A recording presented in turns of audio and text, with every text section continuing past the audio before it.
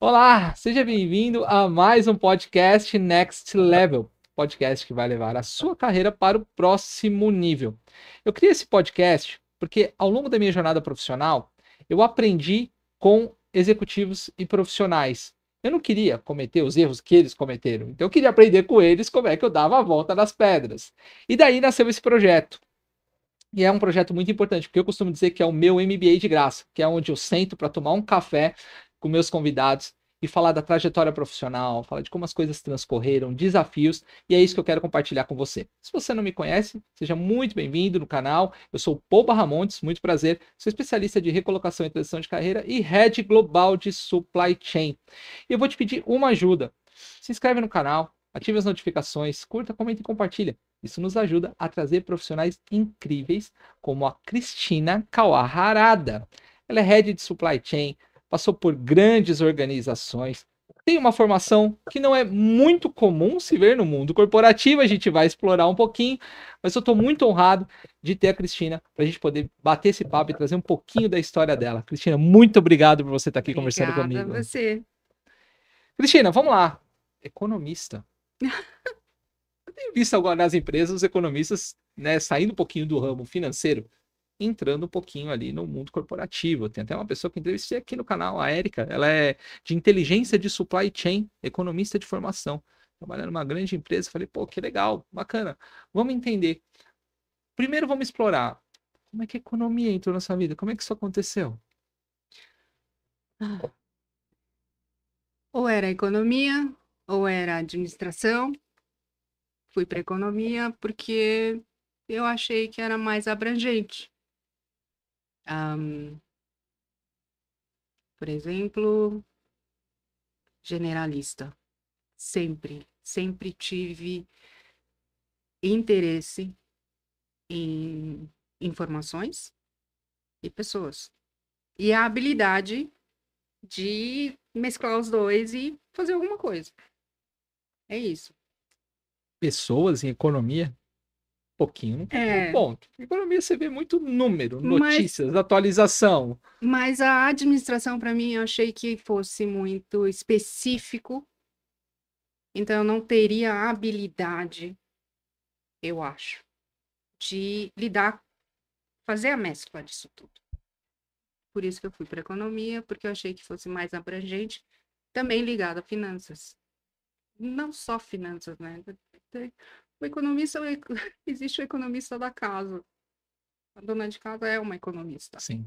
Qualquer um é, né? Qualquer um pode ser, mas com a parte teórica, que também hoje não sei se a gente usa, mas é um fundamento. E como é que se deu sua entrada no mercado? Então você foi para economia, você queria ter essa parte mais generalista, pessoas, finanças.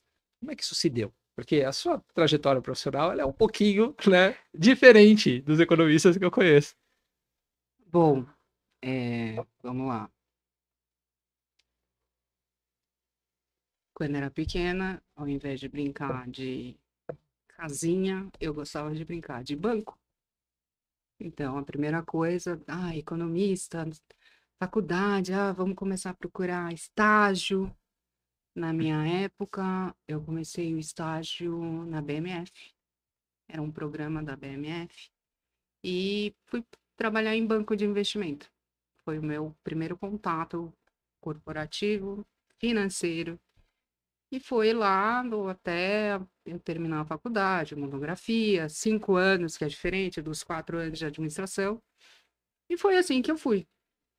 Vamos explorar, né? Então, foi. Pergunta que eu gosto de fazer.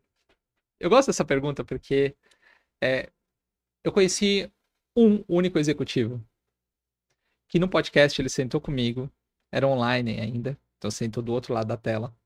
Ele falou: pô, eu defini um projeto com os meus pais para chegar a C-Level. Ângelo Colombo, da Swiss Re. Incrível, pessoa incrível. E chegou à posição número um dessa grande seguradora. A grande maioria tomei uma decisão porque precisava, comecei a trabalhar no que apareceu. E aí a carreira foi transcorrendo ao longo da jornada. Tá. E aí eu vejo que você não foi diferente muito das pessoas. E aí você começou nessa oportunidade, e aí você se apaixonou por essa primeira ou você ainda estava naquela de se testar? Como é que foi isso? Testar. É aquele negócio. Eu eh, tive a sorte, né, de ter pais que o teu negócio é estudar, se formar. Depois vai. Você não tem uma obrigação comigo de pagar alguma coisa ou não. A tua obrigação é estudar. Vai e testa. Tá bom, vou testar. E fui testando. E aí do banco foi para auditoria. Só que dentro da auditoria existem vários grupos, onde que me levaram financeiro. Então, na auditoria, na, foi para a área financeira, bancos de investimento, que é onde eu fiz o meu estágio, meu primeiro estágio, minha primeira carteira assinada. E fui para auditoria. Só que na auditoria, eu vi que era muito especialista. E uma das condições que eles me fizeram, que me deram, era que eu voltasse à faculdade de contabilidade para ter o CRC, para poder assinar balanços. E aí eu falei, não. E aí foi quando eu tive a oportunidade, comecei a ver fora da minha caixinha. Foi quando eu fui aprovada pelo governo japonês de educação e ganhei uma bolsa Estudo. de estudo do governo japonês para fazer mestrado. E aí eu fui fazer mestrado. Aí você parou tudo aqui e foi fazer o mestrado. Fui. Era nova. Já falava japonês? Já, meus pais são japoneses.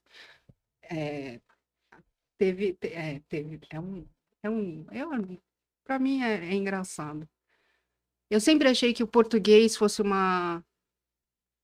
um idioma estrangeiro. Você acredita que aconteceu isso comigo? Meu pai é chileno. Ah, E meu pai chegou pra minha mãe e falou o seguinte: ele vai aprender português com 5 anos de idade, dentro de casa ele só fala espanhol. E só falou espanhol comigo desde então. E quando eu fui pra escolinha, ou seja, eu entendi o português, porque minha mãe é brasileira, ela falava português. Mas a resposta tinha que ser pra minha mãe em espanhol. E meu pai me repreendia. Ele falou: quero que o seu primeiro idioma seja o espanhol e não seja o português. Eu fui aprender o português depois. eu também tive, e assim, até hoje, né? Hoje nem tanto, mas quando era pequena, era japonês. Para mim, o português era assim, preciso aprender, porque senão não vou me comunicar. E eu fiz naquela época, eu fiz vestibulinho para entrar na escola. Na verdade, foram 2 vestibulinhos. O primeiro vestibulinho, eu fingi que tive dor de barriga, porque eu não sabia o que eles estavam falando. Estavam falando português comigo, para mim era, não, isso daqui não é para mim. E aí eu tive que ficar um tempo, eu atrasei 1 ano, né, de escola, que eu não sabia falar português. A minha escolinha sempre foi japonesa. Em casa, até hoje, é japonês. Com meus irmãos, não, né? Hoje é. Mas quando a gente era pequena e a gente não queria que os pais soubessem de alguma coisa, era um português bem aqueles Arrastado, né? arrastado, ou inglês, e aí a gente ainda arranhava um pouquinho no alemão. Mas era para mim idioma estrangeiro. E eu tive muita dificuldade, muita dificuldade. E o meu pai, como estudo é a obrigação do filho, eu tive professor particular de português até a 8ª série. Para poder Para poder corrigir essa ideia. acompanhar. E, assim, o oral, né? É Era porque é muito diferente, cebolinha, né? Não, é muito diferente. É. o Não, L com R, o P com B, o V com B, com P. Era, foi, mas assim, hoje o que eu mais, não é que eu mais gosto, mas eu sei escrever por causa disso. Então eu tive que ler muito de manhã quando era pequena. Até hoje cultivo esse Esse hábito, né? hábito. Foi. Então eu falei assim, por que não? Vou estudar de onde meu pai veio. E fui. E como é que foi essa experiência? Eu tive a oportunidade, eu não fui para o Japão, fui para a China, mas aí eu já estava bem mais com idade um pouco mais avançada. Mas como é que foi essa experiência? Porque você foi lá só para estudar, você não chegou a trabalhar lá. Ah, eu fiz voluntariado. é, Trabalhar não podia trabalhar, não, Por conta economicamente, por da. conta da bolsa, é uma condição. Mas, assim, bicos, professora de inglês, o voluntariado para as crianças japonesas, para conhecer culturas diferentes, porque o Japão é uma ilha, né? E todo mundo é igual, é o que todo mundo fala aqui. Mas foi, foi onde eu vi parte de pessoas, cultura, idiomas, que é, assim, apesar de falar japonês, dificuldades culturais, hierarquizado Sim. muito. E foi, assim, os 3 anos de desafios. E aí eu vi que no Brasil era muito fácil. Era muito fácil. É, primeiro porque diferente, vai, você indo para o Japão é outra coisa. Você falou um Ohayou gozaimasu. Ai, Que você fala lindo! japonês. Que legal. Eu falava um Ohayou gozaimasu e já me fazia, tem alguma coisa diferente. É bem desafiador. São olhos diferentes. Ah, sim. É o que eu falo para todo mundo. Eu vejo que muita gente quer ir para fora. É maravilhoso a experiência. Eu recomendo para todos. Mas quando você sai, fica um tempo, você volta para o Brasil, você não quer mais ir embora. É diferente. Por exemplo, teve alguns episódios, mas eu tenho a cara de japonesa, mas eu não tenho os trejeitos Sim. japoneses. Eu gesticulo, eu, O japonês italiano, né? eu falo, eu me posiciono. Se é não, se é sim, é sim, se não, vamos conversar. Lá não existe isso, ou pelo menos quando eu fui, não existia tanto, ou eu não sabia, mas eu sempre me posicionei, né? Esse foi o desafio, principalmente quando a hierarquia lá no Japão, onde eles falam que o Exato. professor é mais importante que o imperador, Sim. que o imperador teve um professor para virar um imperador, enfim, médico. Então, para mim foi muito difícil isso. O respeito, claro, né? Sem perder o respeito, mas essa hierarquização é o poder falar sim ou poder falar não para o seu professor, porque você discorda de uma hipótese ou porque você discorda de como ele está encaminhando a sua tese, o teu estudo. Trabalho eu não tive problema, mas sim, foi quando eu vi que tem alguma coisa aí que eu posso usar. E aí você voltou para o Brasil. E como é que foi esse retorno para o mercado depois de viver essa experiência diferente? Primeiro você quis voltar? Quis, Porque depois que quis. você termina, você tem uma opção de ficar lá no país, trabalhar e. Sim, mas assim, não era. Aquilo lá, para mim, já. O estudar lá, de onde meu pai veio, aí eu entendi o porquê que meu pai falava: não volto mais ao Japão, vocês vão me enterrar aqui no Brasil. Meio que eu entendi. É muito mais quando você conhece o Brasil, como meu pai conheceu o imigrante, foi para a É lavoura, diferente. teve. É diferente. Aí eu entendi. Não volto para trabalhar. É difícil. É difícil. Ainda mais. É diferente para você, tá, Paul? Porque você é ocidental. Então, tudo para eles é, putz, que legal. Agora, para uma descendente japonesa É muito mais difícil. É muito mais que difícil. não é japonesa, tem costumes diferentes, para você se adaptar, eu acho que eu me adaptaria. Mas aí Eu me anularia. Mas eu não vou muito longe. Voltei para o Chile recentemente, depois de ter ficado uma boa temporada. E é um país latino, teoricamente os idiomas são muito próximos. Mas quando você chega lá e você vê o costume, você vê algumas coisas, fala o seguinte: não, não, não, não, Né? não. E por mais que eu falo castelhano, eu falo o idioma deles, meu nome é sobrenome chileno. É engraçado, porque eu também um susto quando eu fui, todo mundo fala meu nome Barramondes. E em espanhol é Bamondes. E quando eu cheguei no lugar, aí ele viu, a Paul Bamondes, falei, nossa, você falou certo meu nome, né? Tu ouvi certo meu nome, que não é muito comum. Mesmo assim, eu estando lá, é diferente. Eu sou filho de chileno, eu tenho a cara de chileno. Eles te Ó, tratam é diferente. diferente. Diferente da minha esposa e da minha filha, que são brasileiras, te tratam como estrangeiro. Não, você tem algumas coisas eu entendo exatamente como é isso. País latino não tanto quanto país oriental, mas eu imagino que você viveu lá. Que é assim, aí posso estender? Por favor. Aqui no Brasil, né, meu primeiro idioma é japonês, português para mim era um segundo idioma, até que eu tive que fazer a transição, porque, né, eu moro no Brasil, sou brasileira, e aí você vai para a escola. A escola é o primeiro ambiente onde você conhece pessoinhas diferentes de você. Aí vamos entrar, né, não sei se racismo. O japonês é. Como que é? CDF. CDF. O japonês é assim, então, o estereótipo.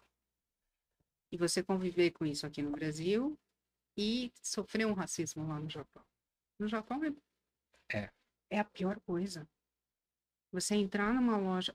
Teve uma vez que eu entrei numa loja com meu pai lá no Japão. Meu pai tinha viagem de negócios, passou lá, ficar comigo uma semana e a gente foi para uma loja e não ser atendido. Sabe, olhar com diferentes olhos, ficar meio. E aí eu falo assim, pai, fala português comigo, porque acho que eles não estão entendendo que a gente é cliente. E aí, meu pai com aquele português macarrônico, e aí eles vieram conversar com a gente. Se precisava de ajuda, porque assim, a gente precisava de ajuda. Eu ia chamar, parecia que podia. E aí foi um balde de água fria. É difícil. É difícil. De você ter a descendência e você não conseguir se sentir parte de um ambiente que, teoricamente, tudo saiu dali. Mas Difícil. então, e aí foi moldando, né? E aí, voltando para sua pergunta, depois que eu voltei, tudo isso me transformou. Não quero área financeira. Não, eu aprendi, eu tenho muita bagagem para poder fazer outras coisas, eu achei. E quando você voltou, você teve que se redescobrir. Como é que foi essa volta pro mercado depois desse seu retorno?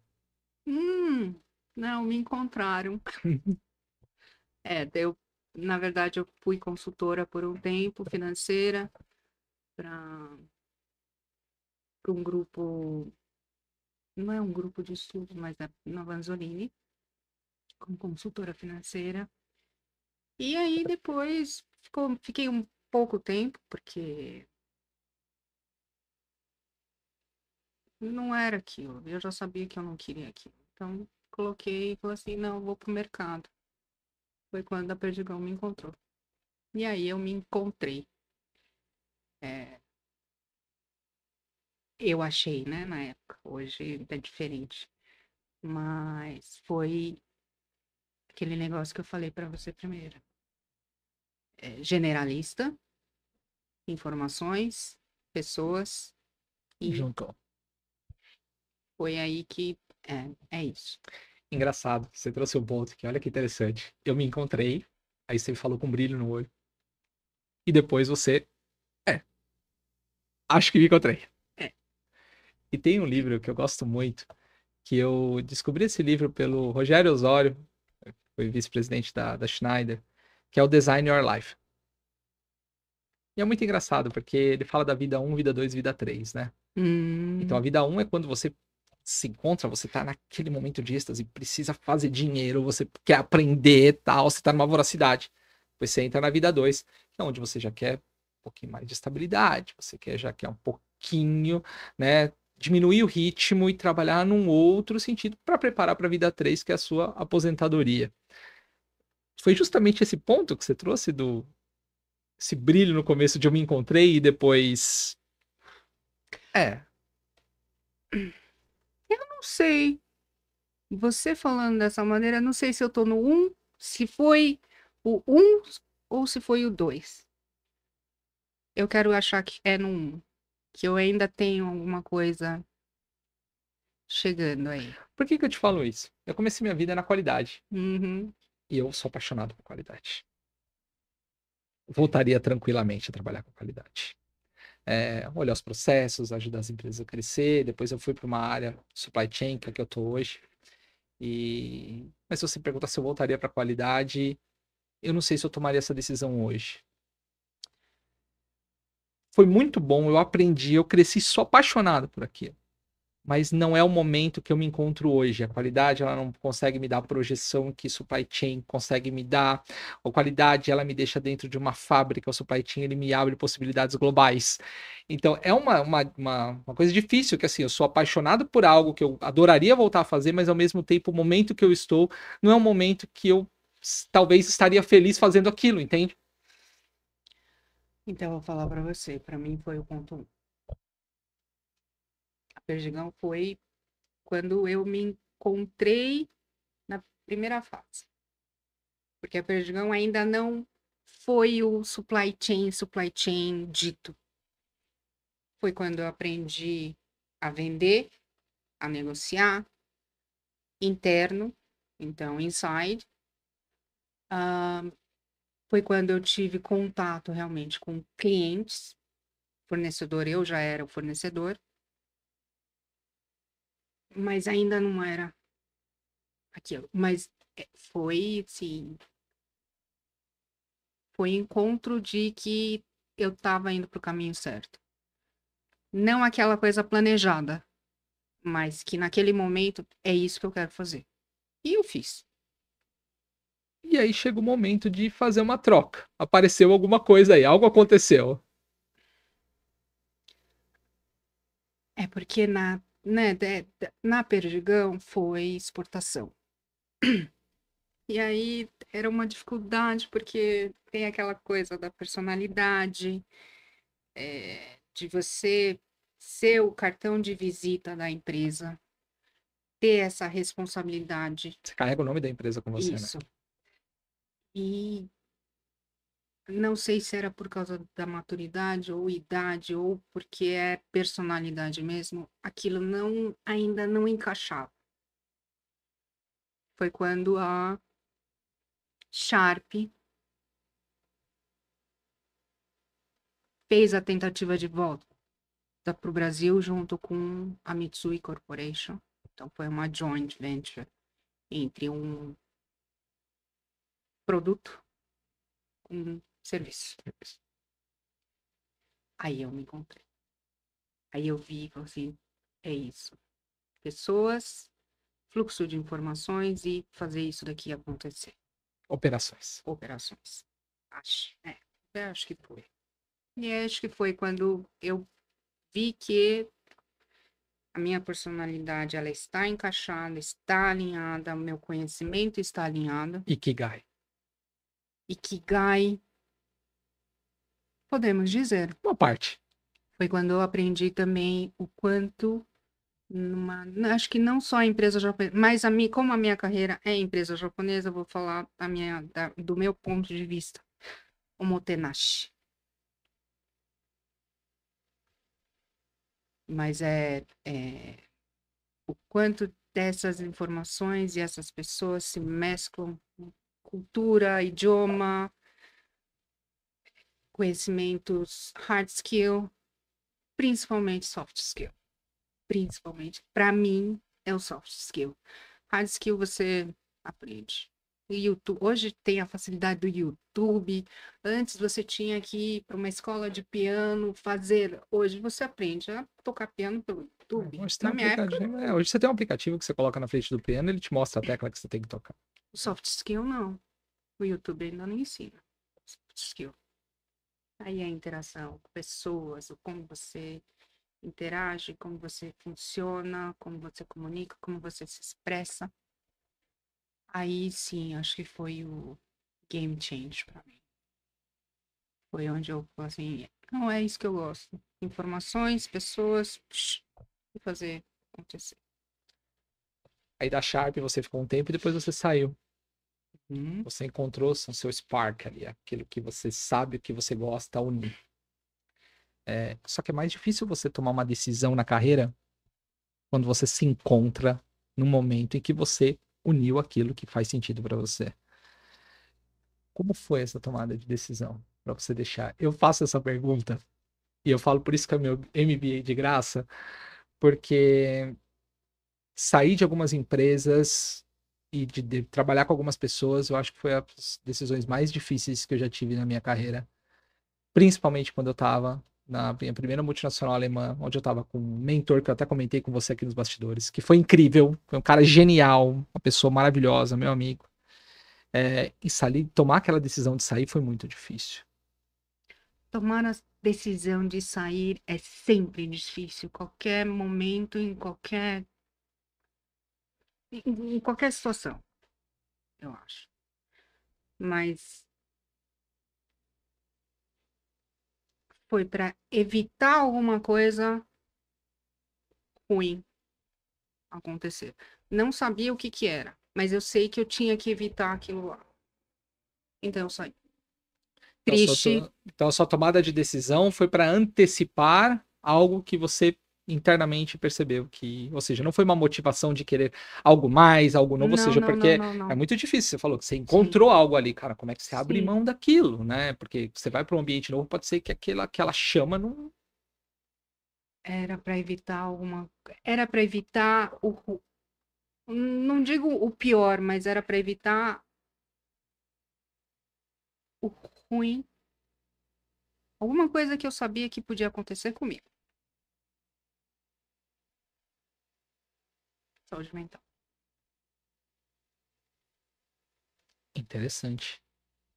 Isso é algo que veio da sua cultura, do que você viveu no Japão? Ou foi algo que você aprendeu ao longo da sua jornada? Porque hoje nós estamos vivendo num mundo onde a preocupação da saúde mental começou agora, é algo recente, a NR1 agora que tá entrando, que as empresas têm que cuidar. De onde veio isso, essa preocupação sua? Porque no início da carreira você quer dominar o mundo, né? Você quer fazer tudo que você quer. Sim, mas aí é aquele negócio. Tem alguma coisa lá te cozinhando em fogo baixo e que vai minando. Que seja. O negócio tava maravilhoso, só que era aquele negócio de que vai começando a desconectar. Ou porque você amadureceu, ou porque você conheceu outras pessoas, ou porque você está inserida em algum grupo que te faz ver com outros olhos. Aí você foi preciso. Porque eu tomei uma decisão na minha carreira, alguns anos atrás, que eu não trabalho para empresa, eu trabalho para pessoa. Vive uma situação onde era altamente bem avaliado pela pessoa lá de fora Uhum. e muito mal avaliado pela pessoa aqui no Brasil, entregando o mesmo resultado e os mesmos KPIs. E aí eu percebi que o problema não era a empresa. É engraçado isso, né? Isso foi 10 anos. Não, um pouquinho mais de 10 anos. Eu consegui evitar aquele negócio de seguir o instinto.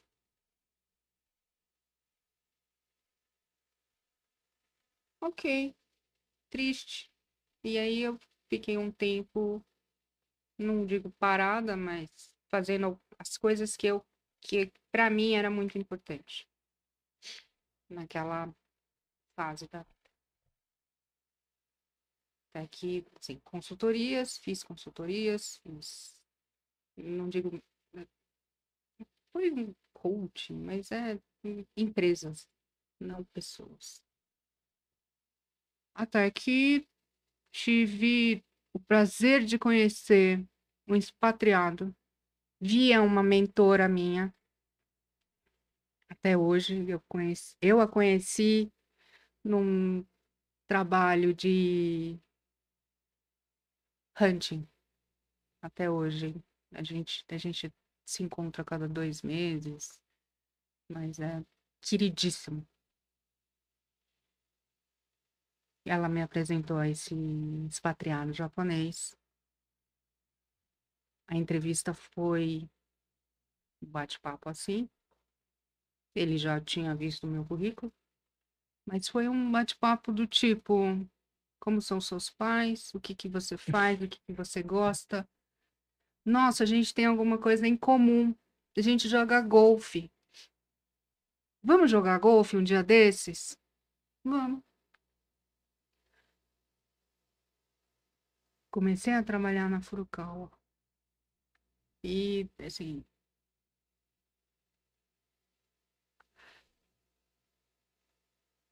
como é que eu te digo? Segunda-feira era o melhor dia.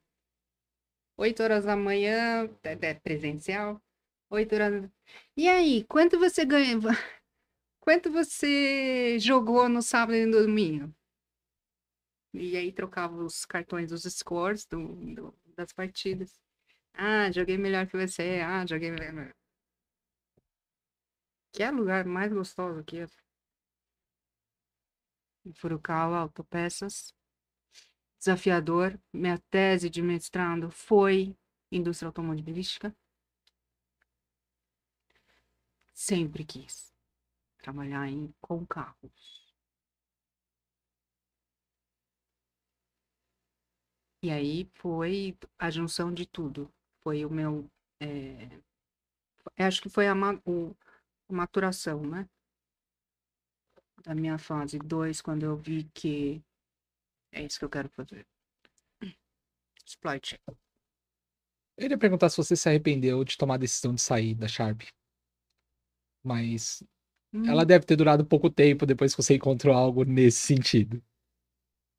Não, para mim foi um estudo. Sabe aquele teste? Vou testar mercado financeiro, vou. Você foi se Porque assim, encontrar. isso, Ou seja, não foi você que encontrou o seu propósito, foi ele que te encontrou. isso. Essa é o que é a minha premissa de vida. Eu falo para as pessoas: testa, Deixa, deixa, isso, vai, deixa vai. acontecer. Tira, sai do controle. Porque assim, você pode planejar várias coisas. Se vai acontecer daquela maneira, aí depende de você. Você quer controlar aquilo lá? Não, vai. Eu gosto de dizer para as pessoas assim: quando os deuses querem nos punir, eles realizam os nossos desejos. Aí, às vezes você quer muito uma coisa, e quando você chega lá, você vê que não é aquilo que você queria. É naquele momento que você Exatamente. queria. Você muda todo dia, Exatamente. você muda a cada hora. E aí você vai testando, e alguma coisa fala assim: opa, isso faz sentido. E não era o plano inicial. E é o quanto você está disposto a testar. E aí você foi e testou, e ficou longos 7 anos na Furukawa. 7 anos. 7 anos. E esse é triste. É assim, em comparação com a Sharp, sim, eu achei que eu ia me aposentar lá. Mas é aquele negócio.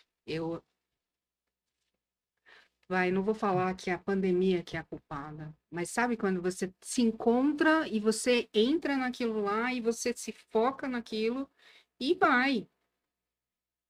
Você trabalha, tem que fazer, vai. Terapia, vai. E assim, a dinâmica da minha vida mudou. Porque eu mudei de São Paulo para Indaiatuba. Indaiatuba, ótimo. É a vida que eu quis. Sem muita muvuca, do trabalho para casa. Curte a casa. Recebe amigos, recebe família. Nada muito de. Ah, vamos sair aqui, bloquinho ali, restaurante ali. Não, vamos fazer tudo em casa. Então, assim, ficou muito mais orgânico.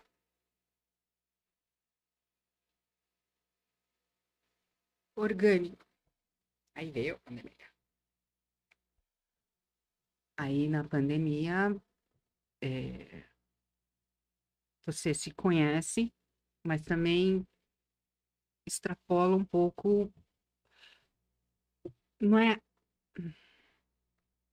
Você se deixa, porque ou era aquilo ou era aquilo. A pandemia você tinha que evitar. Na pandemia foi a época mais desafiadora que eu passei, porque ou você tinha que fazer ou você tinha que fazer. Foram 4 meses sem faturamento. Você tem salário para pagar, você tem aluguel para pagar, você tem tudo aquilo para acontecer, que não vai acontecer. Só que aí você tem a matriz, você tem que reportar para a matriz. Quais são os planos de contingência que a gente precisa fazer? Eu só coloquei na cabeça, que era a única opção, eu preciso evitar ou eu preciso proteger o meu fluxo de caixa. Aí toda aquela base financeira, é que é o connecting the dots que eu gosto de Steve Jobs. Aí você pega toda aquela base financeira que você veio ao longo da vida, porque você assumiu uma posição como número 1 aqui no Brasil. Ou seja, você estava cuidando de toda... Dois. Número 2, estava Isso. cuidando Mas de a toda a operação, operação. isso. Estava toda na sua mão. Uhum. E aí vem a pandemia, que era algo novo para todo mundo, que eu nunca imaginei que iria passar por uma pandemia. Ninguém. Uma situação que você precisava prestar conta. É uma multinacional, a empresa precisa faturar. Sim, mas como é que você fatura se o seu cliente para de funcionar? Você não fatura. Montadora? Se a montadora não vende, não produz carro, você não fatura. O boleto chega. E como você faz? Eu ia te perguntar agora, não é nem como você faz, como é que você colocava a cabeça no travesseiro com uma operação desse tamanho, tendo que reportar numa situação onde ninguém imaginava viver. Que a última foi a gripe espanhola. Posso te falar que eu não lembro muita coisa. Eu só sei que eu tinha que proteger o fluxo de caixa. Foram algumas semanas negociando com fornecedores com quem a gente tinha um relacionamento muito bom, onde eu pude colocar certos motivos e negociar.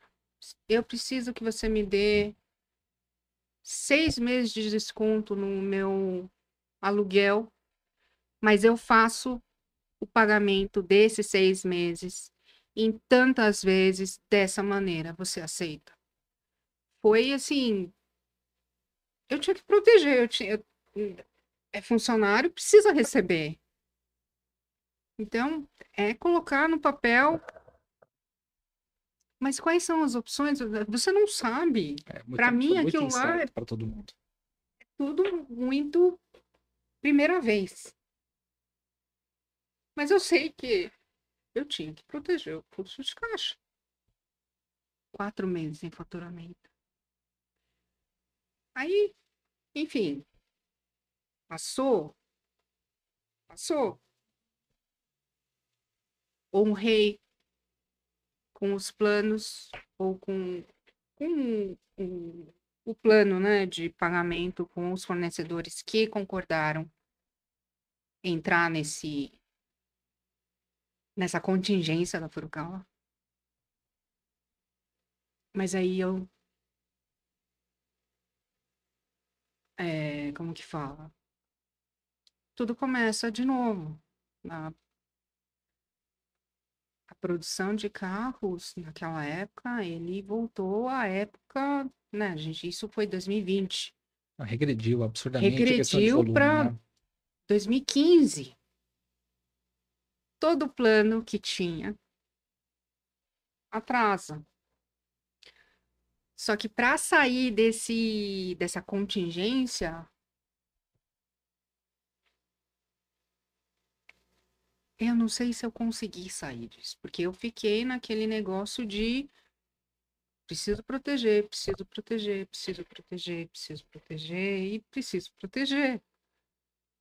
Só que, como o cenário econômico totalmente diferente do que você tinha em 2020, dia 29 de março de 2020, que regrediu para 2015. O que você faz? Você não consegue sair desse contingência. Porque mudou. E o mercado mudou como um todo, porque as próprias Mudou. montadoras, a Ford, que saiu da planta, saiu do Brasil, e outras montadoras que só não saíram porque tá em discussão e subsídios e conseguiram negociar a sua estada, mas o mercado automotivo ele ainda não voltou ainda ao que era antigamente. Eu não sei nem se volta também. Deve voltar, mas acho que num ritmo menor, se não tivesse a pandemia. Mas foi hoje o maior desafio da minha vida foi a pandemia, mas eu vi que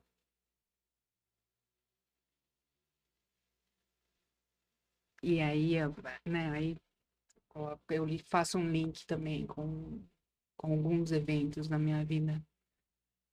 Eu faço. O quê? Não sei. Naquele momento eu vou pensar, mas eu vou fazer.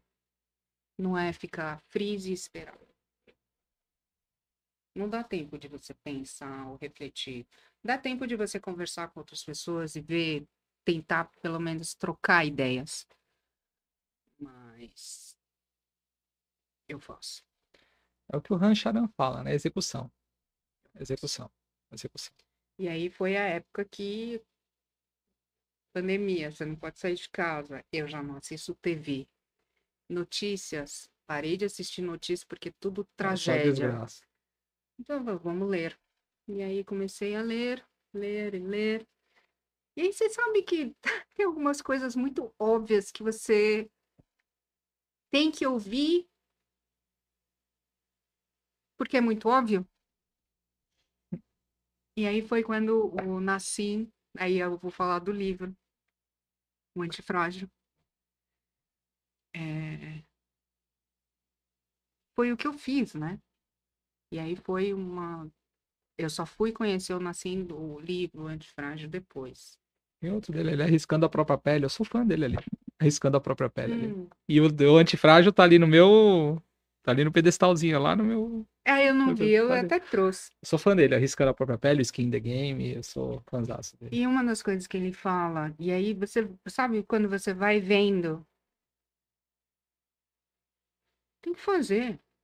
Agora, fiquei na dúvida aqui. Hum, A gente já tá indo pro final do programa, ela vai ter que voltar pra gente continuar com mais histórias. Eu falei pra você que passa rápido. Eu já falei. Você é filha de japonês, você estudou no Japão. O japonês, ele planeja mais do que. Ele executa, mas ele planeja muito pra executar. Aí eu falo, explica pra mim como. Porque eu trabalhei com empresas japonesas quando eu tava na sim. automotiva. Planeja, planeja, planeja, porque a execução ela tem que sair perfeita, ela não pode ter falha. Diferente do americano que sai atropelando, sai executando. Teve um projeto de compressor que a abraçadeira do compressor que a gente estava lançando, a gente estava desenvolvendo no dia do tryout. Eu sabia que ia vir sua risada, porque você sabe do que eu tô falando. Onde o fornecedor estava dimensionando a abraçadeira no dia do tryout. Então, é pouco comum em empresa japonesa. Aí você fala execução, execução, execução de uma cultura que vem do planejamento, planejamento, planejamento para executar com excelência e com a maior qualidade possível. Sim. Afetou culturalmente isso? Vamos lá. O que eu falei para você é numa época onde você não tem como planejar. Foi um evento atípico que vai saber quando vai acontecer de novo. Como é que eu vou planejar fluxo de caixa sem faturamento? Se você não sabe quando vai ser a puxada do próximo lote. Não, eu tinha que executar. E que seja. A matriz vai falar o quê? Uma das coisas. Mas como é que isso te mudou? Porque você é uma pessoa que planeja, você veio do financeiro onde planejamento é importante. Como é que foi isso dentro de você? Você que eu preciso ter previsibilidade, não tenho, mas eu preciso proteger meu fluxo de caixa, eu preciso executar, mas eu não sei quanto eu vou faturar amanhã. Como é que a Cristina lidou com isso? Não, eu lidei muito bem. é uma das coisas que eu vejo que é o executar. O planejar é o que é maçante. O executar. Até porque uma das coisas, eu lembro, numa das reuniões de board, eram 4 reuniões de board, diretores, né? E uma de acionistas. Quando bom, não quero, mas assim, um exemplo de negociação que eu tive sucesso foi postergar aluguel. Eu consegui postergar 50% do aluguel durante 6 meses, sendo que foram 4 meses sem faturamento. Mas eu consegui por 6, porque eu tinha outros fornecedores para pagar. Quando eu reportei isso, e aí no final, ok, as contas, não digo 0 a 0, mas eu não tive que fazer, preciso de dinheiro, matriz. Não, não precisei. Mas quando o, existiu o reporte das ações tomadas no Brasil por causa da pandemia, a matriz falou assim: mas como é que você consegue negociar postergação de pagamento de aluguel, postergação de pagamento de serviços? Conversar, relacionamento, o que mais? Que é o cultural. Parece que não existe a cultura de negociar. Putz, me espera um mês para pagar.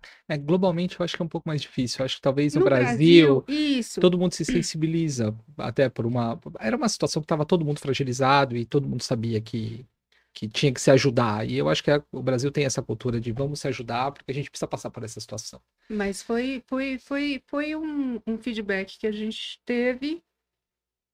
Sim, nossa, o Brasil ele ainda tem uma maleabilidade de conseguir fazer as coisas na conversa. E ela falou assim, e aí é uma das coisas que eu, Cristina, personalidade, que eu não sou muito adepta a muito planejar. Planejar, você planeja uma coisa que vai acontecer daqui a um ano o cenário é totalmente diferente. É a rapidez das coisas, não é à toa. O chinês, como os americanos, Execução. execução. Depois a gente vê. Que é, assim, eu acho que tem alguma coisa do Nassim. Evita o pior. Menos é mais. Faça. Então, assim, eu conheci o Nassim depois da pandemia, 2023, 2024. E aí eu falo assim, é. E aí foi 7 anos, quase 7 anos, demorei. Demorei para fazer o link do evitar, que eu consegui fazer lá.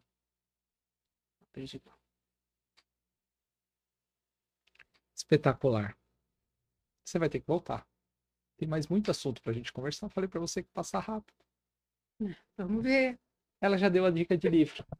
Mas eu tenho duas perguntas pra fazer antes da gente terminar. Olhando toda a sua trajetória, olhando no início da sua carreira, faria diferente? Não. Que passou, passou. Aprendi muito. Mas eu não sei se eu faria melhor do que. Acho que não. Hoje eu sou outra. Hoje a maturidade, as pessoas que passaram já pela sua vida, me deixaria como tô. É o meu legado hoje, né? De lá. Não mudaria. Tô Eu. É aquela. É o orgânico. Aconteceu o que tinha que acontecer. E da maneira como aconteceu.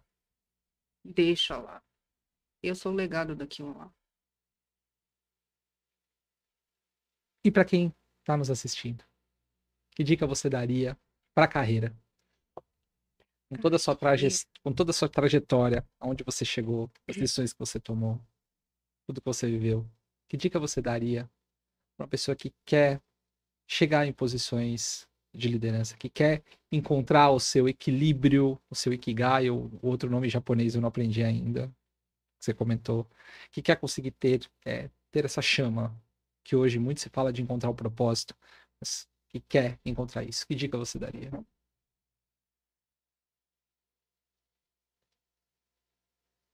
Por Posso falar uma coisa muito genérica?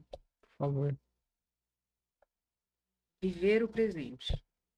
É genérico, é clichê, mas, meu, é tão rápido. Sabe por que não é clichê? Porque É tão rápido. nós estamos num país que se eu não é o primeiro, não lembro a última estatística, mas era o segundo, até onde eu acompanhava, é do país com maior ansiedade. Ansiedade não é viver o presente, é viver o passado ou antecipar o futuro. Ou seja, pode parecer clichê, mas é a verdade. Eu acho que como é que eu posso te falar? Vai acontecer de qualquer jeito, quer queira, quer não.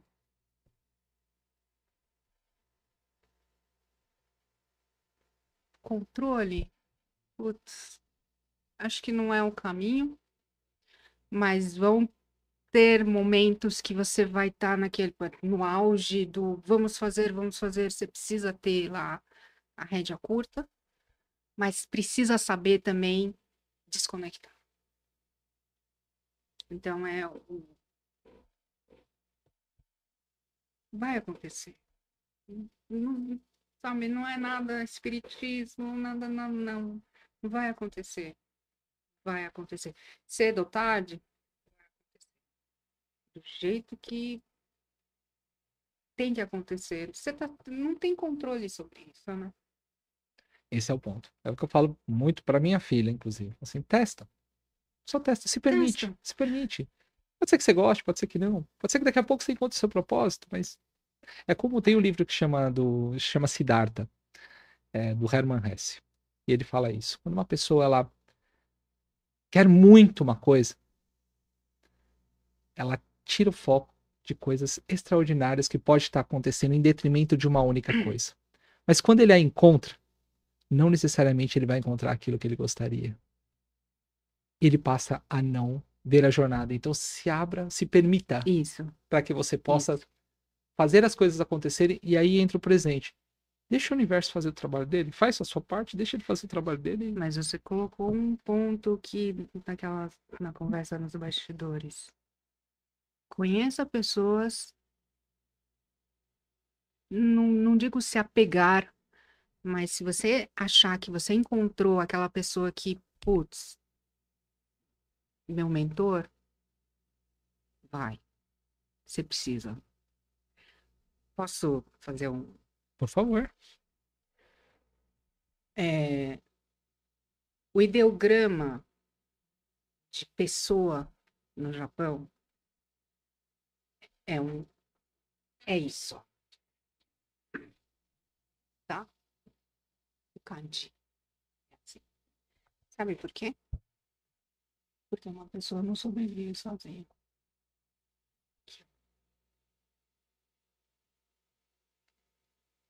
Espetacular.